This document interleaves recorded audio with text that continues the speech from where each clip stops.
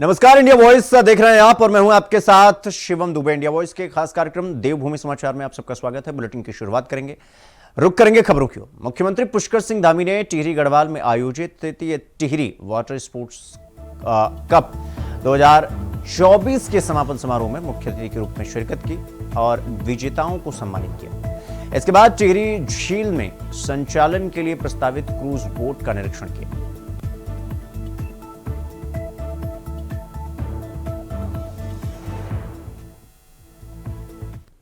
प्रोत्साहित करने का काम कर रहे हैं। साथ ही उत्तराखंड खेल रत्न पुरस्कार, हिमालय खेल रत्न पुरस्कार प्रदान कर खिलाड़ियों की योग्यता को सम्मानित भी कर रहे हैं। इसके साथ ही हमने राज्य में राजकीय सेवाओं में खिलाड़ियों के लिए 4% खेल कोटा, आप सबको ध्यान होगा कि ये खेल कोटा बंद हो गया था। इस खेल कोटे को फिर से हमने प्रारंभ किया है, फिर से हमने लागू किया है, जिससे कि हमारे खिलाड़ियों के परिश्रम और उत्कृष्टता को उचित अवसर मिले, उनकी प्रतिभा के साथ न्याय हो सके और जो समय उन्होंने खेल के क्षेत्र में लगाया है उसका सम्मान हो सके। इतना ही नहीं, आपको जानकर प्रसन्नता होगी, शीघ्र ही राज्य में खेल विश्वविद्यालय भी बनने जा रहा है और राज्य में खेल विश्वविद्यालय बनने से हमारे खिलाड़ियों को विश्व स्तरीय प्रशिक्षण और खेल की सुविधाएं प्राप्त हो सकेंगी। हम उस दिशा में भी तेजी से काम कर रहे हैं। भाइयों बहनों, इस बार हमारे प्रदेश में मेजबानी करने का हम सबको गौरव प्राप्त होने जा रहा है। मैं इसके लिए आदरणीय प्रधानमंत्री जी को, खेल मंत्री जी को, हमारी ओलंपिक संघ के अध्यक्ष पीटी उषा जी को, सबको मैं अपनी तरफ से धन्यवाद देता हूं। आप सबको ध्यान होगा, माननीय प्रधानमंत्री जी ने पिथौरागढ़ से हमारे 38वें खेलों की मेजबानी के उद्घोष हमारे राज्य के लिए पिथौरागढ़ की एक जनसभा में किया था और उसके बाद हम लगातार इसकी तैयारियों में लग गए हैं। अभी 3 दिन पहले ही हमने बड़ी बैठक की है। सारे स्थापना स्ट्रक्चर बनाए जा रहे हैं, इंफ्रास्ट्रक्चर बनाए जा रहे हैं। हमारा प्रयास है कि जैसा हमारे कुशवाहा जी ने कहा कि आने वाले समय में निश्चित रूप से ये देवभूमि हमारी खेल भूमि के रूप में भी जानी जाए, खेल भूमि के रूप में भी ये प्रसिद्ध हो। और इस बार के खेलों को ग्रीन स्पोर्ट्स की थीम पर हम इसको आयोजित करने जा रहे हैं। हमारा उद्देश्य है कि खेलों के माध्यम से प्रकृति का संरक्षण का संदेश प्रत्येक व्यक्ति तक पहुंचे। ये जो शुरुआत हुई है इसको बहुत आगे तक लेके जाना है और टिहरी झील का जो एक महत्व है कि इतने सुंदर स्थान पर ये झील आज बनी हुई है और इसको खेलों के जो ये वाटर स्पोर्ट्स हो रहे हैं यहाँ पे, इससे इसकी महत्ता और बहुत ज़्यादा बढ़ गई है। देश और विदेशों में इसकी चर्चा हो रही है, तो इसका हम पूरा फ़ायदा उठाएंगे और इसको आगे बढ़ावा देंगे। यहाँ पर निरंतर कोई ना कोई वाटर स्पोर्ट्स की अब एक्टिविटीज़ कराते रहेंगे। इसके लिए पूरी एक एकेडमी की स्थापना भी की जा रही है, जिसके लिए सब वित्तीय संसाधनों का जो है वो अरेंजमेंट कर लिया गया है और किसी भी तरह की कोई कमी नहीं आने दी जाएगी। स्थानीय युवकों को विशेषतर हम लोग यहाँ पर बढ़ावा देंगे, उनके यहाँ रहने की व्यवस्था भी की जाएगी जिससे वो यहाँ रहकर उनकी ट्रेनिंग कराई जा सके। तो इस जो भी ये शुरुआत हुई है, जो 2 साल से हम लगातार कर रहे हैं, ये तीसरी घटना है, तीसरा अवसर है कि जब हम इतने बड़े स्तर पर हम खेलों का ऑर्गेनाइज किया है, इसको बढ़ाते रहेंगे इस साल। पीएसपी की पहली यूनिट जो है हमने सिंक्रोनाइज ग्रिड से कर दी है। धीरे धीरे हम उसकी कमीशनिंग की तरफ बढ़ चुके हैं। कल 75% पर भी हमने इसका सफल परीक्षण कर लिया है और एक आध दिन में हम 100% लोड पर उसको सफल परीक्षण कर देंगे। तो निकाय चुनाव से पहले हरिद्वार जिले में बीजेपी ने कांग्रेस को बड़ा झटका दिया है।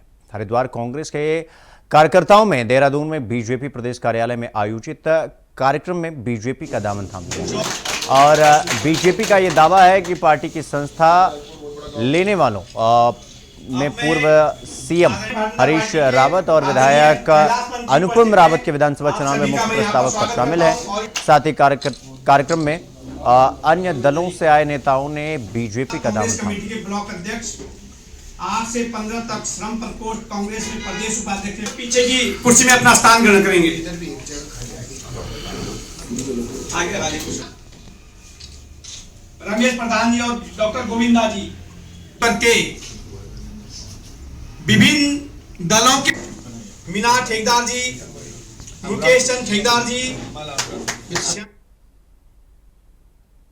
वहीं मुख्यमंत्री पुष्कर सिंह धामी से चारधाम तीर्थ पुरोहित महापंचायत के सदस्यों और पुजारियों ने मुलाकात की। उन्होंने बद्रीनाथ, केदारनाथ धाम, गंगोत्री और यमुनोत्री के शीतकालीन प्रवास स्थलों में शीतकालीन दर्शन यात्रा के लिए मुख्यमंत्री के पहल के लिए मुख्यमंत्री का आभार जताया। मुख्यमंत्री ने कहा कि उत्तराखंड की इस शीतकालीन यात्रा के सफल संचालन में चार धाम तीर्थ पुरोहित महापंचायत के साथ सभी संस्थानों और संगठनों को आगे आकर सहयोग करना होगा।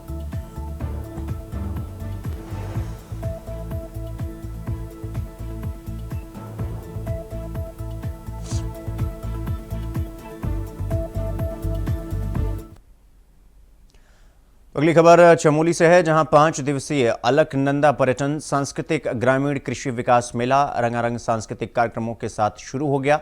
इस मेले का आगाज गंगा आरती के साथ बद्रीनाथ विधायक और थराली विधायक ने मिलकर किया। इस मामले में स्कूली बच्चों और महिला मंगल दलों ने मार्च पोस्ट भी किया। और आपको बता दें कि 5 दिनों तक चलने वाले मेले में हर दिन रंगारंग सांस्कृतिक कार्यक्रम के साथ खेल प्रतियोगिताएं भी आयोजित की जाएंगी। इस मेले को लेकर बद्रीनाथ विधायक लखपत बुचोला ने कहा कि मेले के आयोजन भले ही चुनौतीपूर्ण होते हैं, लेकिन आज भी समाज में कई ऐसे युवा हैं जो इस तरह के मेलों के आयोजन के लिए दिन रात मेहनत करते हैं, जिसका परिणाम मैछाना में आयोजित मेला है। इस मेले को सफल बनाने के लिए उनका पूरा सहयोग रहेगा। देखिए, ये जो मैछाना मेला है, ये जगह वैसे जो प्रगति की पूर्व में ऐतिहासिक जगह, और ये सौभाग्य से मैं ये कह दूं कि तीनों विधानसभाओं की एक संगम स्थली भी है, त्रिवेणी के रूप में काम करती है और बहुत सुंदर जगह, बहुत ऐतिहासिक जगह है। ऐसी जगहों से तत्कालीन मुख्यमंत्री शासन जी के द्वारा उस समय जिला पंचायत के मेंबर सामाजिक उन लोगों ने मिल करके इस मेले को शुरुआत किया। और इस मेले के प्रति पहाड़ के रहन सहन, खान पान, कला, भाषा, बोली, संस्कृति से लेकर यहाँ के जो गाड़ गले, भीमल से लेकर यहाँ की जो तमाम हमारी संस्कृति है, उसका संवर्धन संरक्षण किस तरह से हो, उनके इन आयोजनों से वो समृद्ध होते हैं। लेकिन पिछले बहुत समय से मैं देख रहा हूँ, जो जहाँ मुझे मेलों में जाने के मौका मिल रहा है, चाहे पोखरी का मेला होने वाला है, उसमें कुछ छोटा नहीं है कि जब हम कोई अतिथि भी आता है तो हम अपने यहाँ के सॉल न दे के सहारनपुर के सॉल मना देते हैं। मेलों का आयोजन तभी सार्थक है जब केवल मेले इसलिए नहीं हो रहे जाने कि ये केवल एक हमने आयोजन खेल तक और डांस तक सीमित रहे। इसके अलावा जो हमारी खेती से, क्योंकि कृषि पर्यटन से जुड़ा हुआ मामला है। तो खबर चमोली जिले के गोपेश्वर मुख्यालय की है, जहां सड़क की मांग को लेकर डूमक गांव के ग्रामीण पिछले 22 दिनों से भूख हड़ताल पर बैठे हैं। अब गांव की महिलाओं ने आंदोलन का मोर्चा संभाल लिया है। आपको बता दें कि महिलाओं ने भी भूख हड़ताल शुरू कर दी है। महिलाओं ने कहा कि राज्य बने हुए 24 साल का समय हो गया, लेकिन अभी भी उन्हें मूलभूत आवश्यकताओं के लिए सरकार की ओर टूक देखना पड़ रहा है, लेकिन कोई भी सकारात्मक पहल उनके पक्ष में नहीं हो रही है। आज भी जब गांव में कोई बीमार होता है तो उन्हें 18 किलोमीटर से ज़्यादा दुर्गम रास्ते से होकर मेन सड़क पर पहुंचना पड़ता है। अक्सर बुजुर्ग हो या गर्भवती महिला इलाज के अभाव में रास्ते में ही दम तोड़ देते हैं। उनका साफ तौर पर कहना है कि जब तक उनकी मांग पूरी नहीं की जाती, वो लोग अनशन पर बैठे रहेंगे। वर्षों से बिना सड़क के यहाँ पर रोज आंदोलन कर रहे हैं, फिर भी हमारे सुनने वाला कोई नहीं है। और आज भी हम 22 दिन से यहाँ पर धरना दे रहे हैं, फिर भी हमारी अभी तक कोई सुनवाई नहीं हो रही है। पर स्वास्थ्य सेवाएं हमको देखने के लिए आ रहे हैं, पर घर में हमारे बुजुर्ग, हमारी माताएं बहनें, कई प्रसव महिलाएं, कोई उनका सुनने वाला नहीं है, कोई भी वहाँ देखने वाला नहीं है। यहाँ हमको कोई स्वास्थ्य सेवाएं की जरूरत भी नहीं है, हम जब तक हमारी मांग पूरी नहीं होती। तो पर्यटन नगरी रानीखेत में पीएम केंद्रीय विद्यालय ने अपना 62वां स्थापना दिवस बड़ी धूमधाम से मनाया और इस मौके पर मुख्य अतिथि एडम कमांडेंट कर्नल BS सावियान ने दीप प्रज्वलित कर कार्यक्रम की शुरुआत की। आपको बता दें कि बालिकाओं ने गीत प्रस्तुत कर उनका स्वागत किया। स्कूल के प्रधानाचार्य राकेश दुबे ने मुख्य अतिथि को स्मृति चिन्ह भेंट किया। रानीखेत का यह केंद्रीय विद्यालय उन शुरू के 20 विद्यालयों में से एक है जिनकी शुरुआत सरकार ने की थी। अब इस तरह के 85 नए विद्यालय सरकार खोलने जा रहे हैं।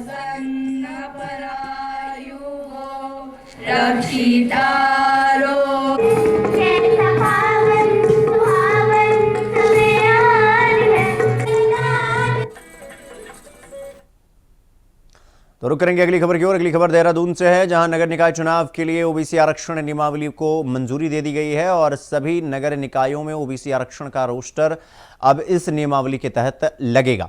निकाय चुनाव की सूचना जारी होने की संभावना पर कांग्रेस के प्रदेश अध्यक्ष करण माहरा का कहना है कि जिस तरह से कैबिनेट मंत्री प्रेमचंद अग्रवाल के बयान 2-3 बार बदले हैं, अभी ये मानकर नहीं चल सकते कि ये कितना सही है। साथ ही ऑब्जेक्शन का समय भी कितना मिलता है, ये भी देखने वाली बात होगी। नोटिफिकेशन के बाद अभी ऑब्जेक्शन का टाइम आएगा, उसके बाद किस तरीके के ऑब्जेक्शन आते हैं हमारी नजर उस पर भी है, और कोई कोर्ट जाएगा या नहीं जाएगा ये भी आने वाला समय बताएगा। तो मुझे क्योंकि जिस तरीके से मंत्री जी 2 या 3 बार अपने बयान बदले और प्रेस को जो बयान दिया उसके अगेंस्ट उन्होंने जो एफिडेविट है वो कोर्ट में प्रस्तुत किया था, तो अभी बहुत ज्यादा भरोसा मैं नहीं कर रहा। लेकिन हाँ, अगर जैसे ये आरक्षण का जो प्रारूप आएगा वो लागू होगा, उसके बाद जो ऑब्जेक्शन के लिए टाइम मिलेगा वो कितना दिया जाता है, उसमें किस तरीके के ऑब्जेक्शन आते हैं वो भी देखने वाली बात।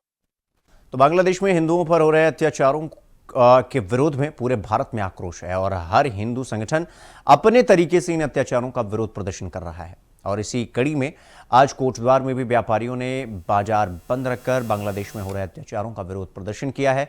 उनका कहना है कि बांग्लादेश में हिंदुओं पर जो अत्याचार हो रहा है, हमारी सरकार से यही अपील है कि वो कोई ठोस कदम उठाए।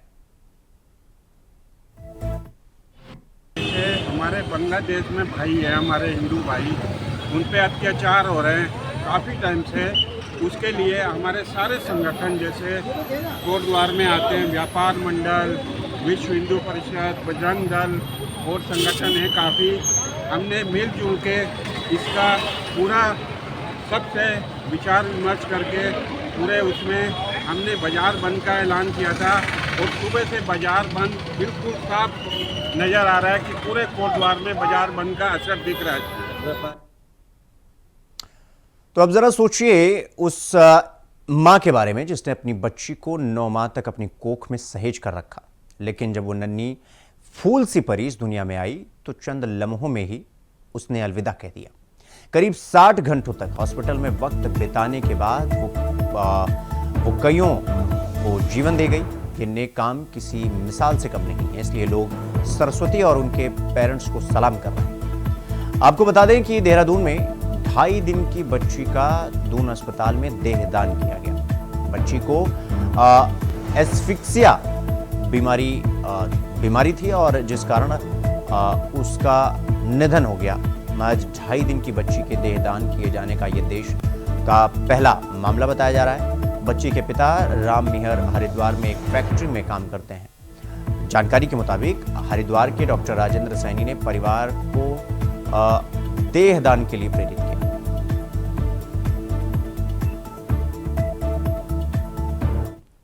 ये जो लड़की जो है ये इतवार को मतलब 8 तारीख को करीब दोपहर में पैदा हुई थी और ये इसको एकदम बर्थ एस्फिक्सिया करके हम लोग बीमारी बोलते हैं, मतलब सांस लेने में इसको दिक्कत थी। तो उसको फिर काफ़ी प्रयास करे, इंट्यूबेट भी कर दिया था जिसको आप वेंटिलेटरी सपोर्ट करते हैं, उस पर भी हमने उसको रखा। लेकिन इसको हाइपोक्सिक इस्केमिक एन्केफेलोपैथी HIE करके बोलते हैं, बर्थ एस्फिक्सिया के साथ वो भी हो गई थी, बर्थ एस्फिक्सिया के साथ। तो काफ़ी प्रयास करे और उसका ब्लड प्रेशर भी नहीं हम मेंटेन कर पाए थे, उसके लिए भी काफ़ी दवाइयाँ दी गई, लेकिन हम उसको बचा नहीं पाए। तो जो है उसकी कल उसकी डेथ हो गई। और जो देहदान के लिए दधीची कमेटी है और एक मोहन कमेटी, तो उन लोगों ने उनको समझाया और वो लोग तैयार हो गए अपनी बच्ची के शव को डोनेट करने के।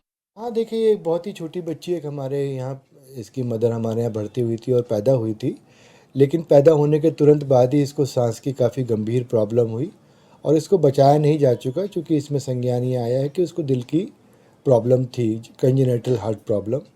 उसमें उस बच्ची की डेथ हुई, बहुत ही दुखद रहा।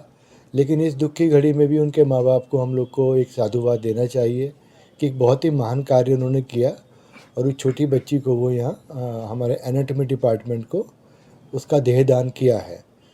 देहदान का मैं बताना चाहूँगा कि इसमें एक दधीची एक ग्रुप है और एक मोहन ग्रुप है जो पूरे उत्तराखंड में बहुत ही एक बेहतरीन कार्य कर रहे हैं इस तरह का। लेकिन ये जो बहुत छोटे बच्चे वाला मामला एक पहला ही है, तो ऐसे में ये डिसेक्शन के तो नहीं, लेकिन हाँ इसको म्यूजियम में, जो हमारा एक म्यूजियम होता है वहाँ, इस तरह के जो एनाटोमिकल मतलब शरीर रचना का जो भी एक अलग प्रकार की कुछ चीज़ है या नॉर्मल भी है तो वो रखी जाती हैं। तो रुक करेंगे अगली खबर की ओर। अगली खबर अल्मोड़ा से है, जहां बिजली विभाग जल्द ही बिजली आपूर्ति और लो वोल्टेज की समस्या को लेकर जल्द ही ट्रांसफार्मरों की क्षमता बढ़ाने और नए ट्रांसफार्मर लगाने का काम शुरू करेगा।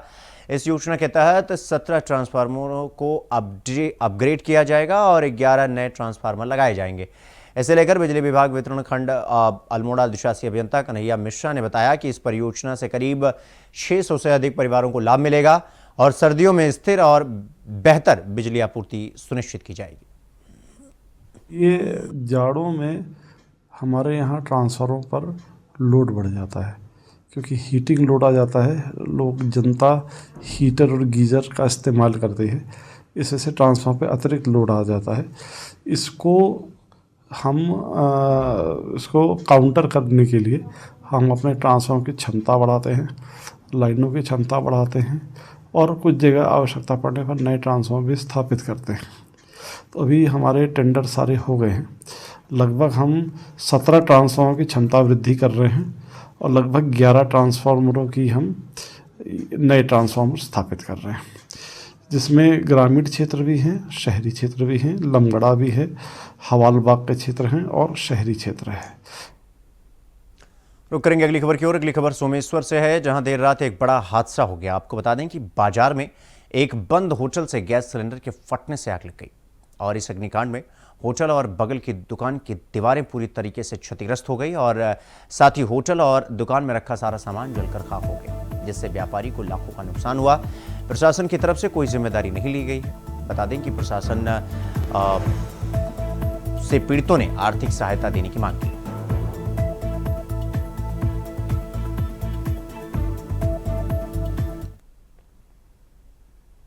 तो पिछले विधानसभा चुनाव में अपने घोषणा पत्र में उत्तराखंड को नशा मुक्त कराने का वादा बीजेपी सरकार ने किया था, लेकिन प्रदेश के शराब व्यवसायी के ऊपर बीजेपी ने नकेल कसने का काम नहीं किया।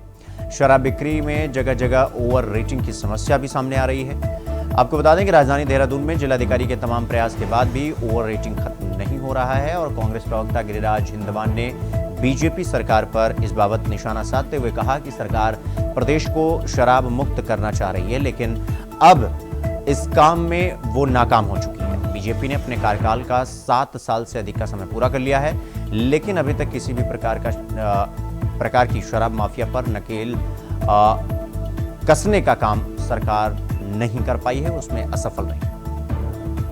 कि 7 वर्षों से शासित है भाजपा। इन 7 वर्षों में चाहे अवैध शराब माफिया हो, चाहे अवैध खनन माफिया हो, निश्चित रूप से अगर ये पोषित हो रहे हैं, अगर इनको संरक्षण प्राप्त है तो सरकार का संरक्षण प्राप्त है। इनके समस्त मंत्रीगण, विधायकगण, समूची सरकार निश्चित रूप से इस पूरे माफिया तंत्र को पोषित किए हुए है। आज अगर ये माहौल, एक अराजकता का माहौल प्रदेश में है, निश्चित रूप से कहीं ना कहीं मूल में अगर आप जाते हैं तो राजस्व की हानि भी होती है। एक इनकम ऑफ सोर्स जो है, इसको माना जाता है सरकार का, आज जो स्थितियां बना रखी हैं, आज माहौल जो है, इन 7 वर्षों में प्रदेश पर्वतीय क्षेत्र को अगर हम लेते हैं, जो अवधारणा थी उत्तराखंड लेने के पीछे, वो निश्चित रूप से थी कि आखिरी पायदान का जो ग्रामीण है उस तक मूलभूत सुविधाएं पहुंचे, निश्चित रूप से उसको अच्छी हेल्थ फैसिलिटीज मिले, उसको अच्छी, उसके बच्चे को एजुकेशन मिले। तो इस बीच देहरादून से बड़ी खबर आपको बता दें कि 10वें विश्व आयुर्वेद कांग्रेस में बड़ा हादसा हो गया है। एक्सपो में बनाए गए किचन में आग लग गई। घरेलू गैस लीक होने से आग लगी और आग लगने के बाद हड़कंप मच गया। कर्मचारियों की तत्परता से बड़ा हादसा होते होते टल गया। तो आपको बता दें कि एक्सपो में बनाए गए किचन में आग लग गई और आग लगने के बाद हड़कंप मच गया। तो घरेलू गैस लीक होने से आग लगी ऐसा बताया जा रहा है और कर्मचारियों की तत्परता से बड़ा हादसा टल गया। आपको बता दें कि कर्मचारी वहां पर मौजूद थे और उन्होंने आग को समय रहते काबू कर लिया, जिससे बड़ा हादसा होते होते टल गया। तो एक्सपो में बनाए गए किचन में जो है वो आग लगी और आग विकराल रूप धारण करती उससे पहले ही वहां पर जो कर्मचारी तैनात थे उन्होंने तत्परता के साथ तुरंत एक्शन लेते हुए आग पर काबू पाया और बड़ा हादसा होते होते टल गया। तो ये बड़ी खबर हम आपको बता रहे हैं। तो कर्मचारियों की तत्परता से बड़ा हादसा होते होते टला।